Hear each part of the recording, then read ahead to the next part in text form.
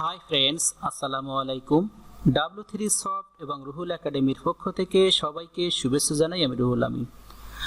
Dot Bangla video tutorial সিরিজের আজকের ক্লাসে আমি আপনাদের দেখাবো যে কিভাবে আমরা ডটের মধ্যে ডেটা টাইপ নিয়ে কাজ করতে পারি, অর্থাৎ অন্য প্রোগ্রামিং ল্যাঙ্গুয়েজের মতো ডট প্রোগ্রামিং ল্যাঙ্গুয়েজের মধ্যে কিভাবে ডট নিয়ে ডেটা টাইপ নিয়ে কাজ করা যায় বা ডেটা টাইপ নিয়ে বিস্তারিত আলোচনা করবো ইনশাআল্লাহ। এখন ডট প্রোগ্রামিং ল্যাঙ্গুয়েজে ডেটা টাইপ মূলত পাঁচটি টাইপ থাকে। একটা হলো number data type, string data type, boolean data type, list data type এবং ম্যাপ ডেটা টাইপ। এই 5 ধরনের ডেটা টাইপ নিয়ে আমরা ডট প্রোগ্রামিং ল্যাঙ্গুয়েজ কাজ করে।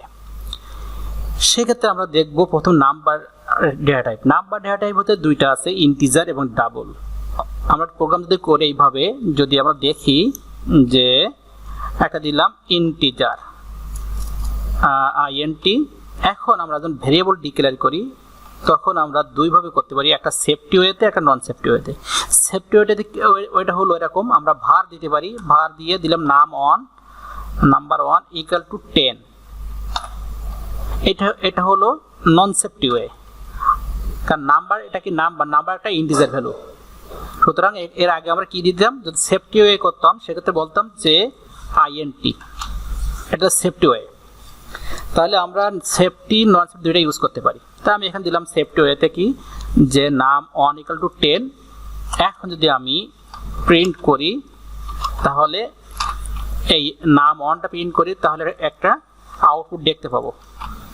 আমি সেভ দিলাম, সেভ দেওয়ার পর যদি এখান থেকে আমি ডিবাগিং করি, জাস্ট ডিবাগ দিলাম, তাহলে এখানে দেখতে পাবো যে আমার এখানে 10 ডিসপ্লে হচ্ছে, এই 10।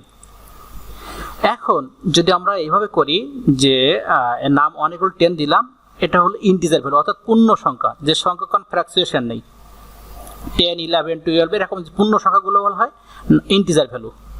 এখন কিছু আছে যে ইন্টিজারের পরে কি আছে, ইন্টিজারের পরে আছে ডাবল। তাহলে আমরা যদি একটা ডাবল নিয়ে সেরকম যে দিলাম double ডাবল নাম 2 দিলাম, নাম্বার 2 যেগুলো যদি আমি ডাবল বলতে কেমন হবে, আমি 10.5 দিলাম, 10.5। তাহলে এটা ভগ্নাংশ। তাহলে এখানে আমি নাম্বার 2 কে যদি আমি প্রিন্ট করাই তাহলে দেখতে পাবো যে 10.5, অর্থাৎ এটা ভগ্নাংশ। তাহলে আমরা এটাকে যদি আমরা এইভাবে করতাম যে var দিতাম তাহলে কিন্তু প্রবলেম ছিল না, কিন্তু সেটা ছিল নন সেফটি।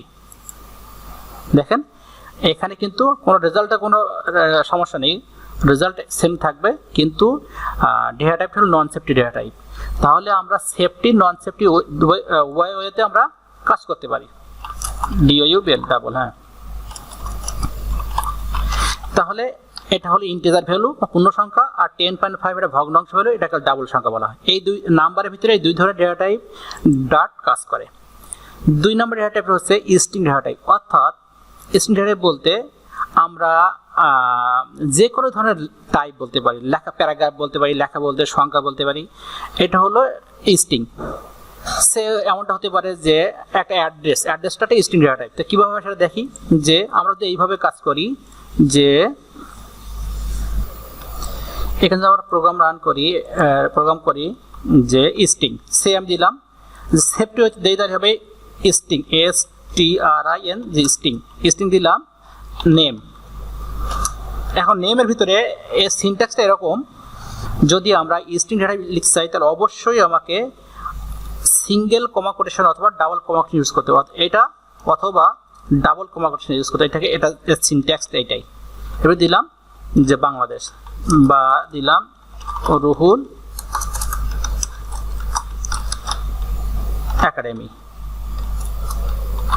তাহলে কি স্ট্রিং ডেটা টাইপ লেখার জন্য সিনট্যাক্সটা হচ্ছে অবশ্যই কি হবে, আমার সিঙ্গেল কমা কোটেশন অথবা ডাবল কমা কোটেশনের মধ্যে হতে হবে। হ্যাঁ, এখান থেকে জাস্ট এটাকে আমি যদি প্রিন্ট করতে চাই, সেভ দিলাম, সেভ, তাহলে আমরা দেখতে পাচ্ছি যে এটা একটা স্ট্রিং টাইপের ডেটা টাইপ।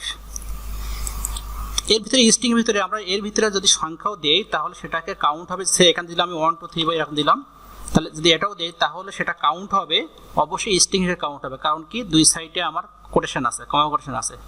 তাহলে কমা কোটেশনের মধ্যে আমি যা কিছু আলফাবেট বা নাম্বার যা ইউজ করি না কারণ সবগুলো স্ট্রিং, এখন এই মতো যদি আমি রান করি তাহলে দেখতে পাবো সেটা কিন্তু স্ট্রিং টাইপের ডাটা। এখন যদি এটাকে আমরা টেস্ট করি এটা স্ট্রিং না এটা কি সেটা টেস্ট করে জানতে পারবো যে এটা অবশ্যই স্ট্রিং টাইপের ডেটা টাইপ। ওকে, এরপর যে বিষয়টা আছে সেটা হচ্ছে যে বুলিয়ান। আচ্ছা, বুলিয়ান বলতে যেটা বুঝি আমরা, বুলিয়ান দুইটা রেজাল্ট রিটার্ন করে, একটা হলো ট্রু একটা ফলস, হ্যাঁ অথবা না। তুমি কাজটা করেছো, হ্যাঁ করেছি, তাহলে বুলিয়ান ট্রু, হ্যাঁ না করিনি তাহলে বুলিয়ান ফলস। আমরা বুলিয়ান একটা এক্সাম্পল দেখবো। জাস্ট এখানে আমরা দিলাম বুলিয়ানের বুল, আমি একটা ভেরিয়েবল নিলাম, কি নাম দিলাম এবিসি, বা আমি দিলাম এবিসিটা ভেরিয়েবল নিলাম। এখন আমি এখানে বললাম ABC equal to 10 greater than 20, অর্থাৎ এবিসিটা আমরা কি করলাম, এই এবিসিটা ভ্যালু আছে যে এবিসির ভ্যালু হলো 10 অ্যান্ড 10টা কি 20 চেয়ে বড় না ছোট। যদি 10 20 চাইতে বড় হয় তাহলে আমার বুলিয়ান বলবে যে এটা ট্রু, আর যদি ছোট হয় তাহলে বুলিয়ান বলবে এটা ফলস। যদি আমরা জাস্ট এটাকে যদি প্রিন্ট করি, এবিসি প্রিন্ট করি, তাহলে আমরা ডিভাইড করার আগে দেখি যে 10 কি আসলে 20 চাইতে বড়, অবশ্যই ছোট, বড় না। তাহলে আমার ডিবাগিং কি আসবে, দেখেন এখানে আসবে ফলস। এখন যদি আমি এখানে 30 দেই, 30 দেওয়ার পর যদি আমি ডিবাগিং করি তাহলে আমরা আগে দেখে নেই যে 30 কি 20 চাইতে বড় না ছোট, অবশ্যই বড়। তাহলে এখানে কি আসবে, রেজাল্ট আসবে ফলস, সরি ট্রু আসবে রেজাল্ট, দেখেন ট্রু। তাহলে এইভাবে আমরা বুলিয়ান কাজ করি, অর্থাৎ সত্য মিথ্যা নিয়ে বুলিয়ান কাজ করি, ট্রু আর ফলস। ওকে, পরবর্তী ক্লাসে আমরা লিস্ট এবং ম্যাপ নিয়ে আলোচনা করব। সে পর্যন্ত সবাই ভালো থাকবেন, সুস্থ থাকবেন, আল্লাহ হাফেজ।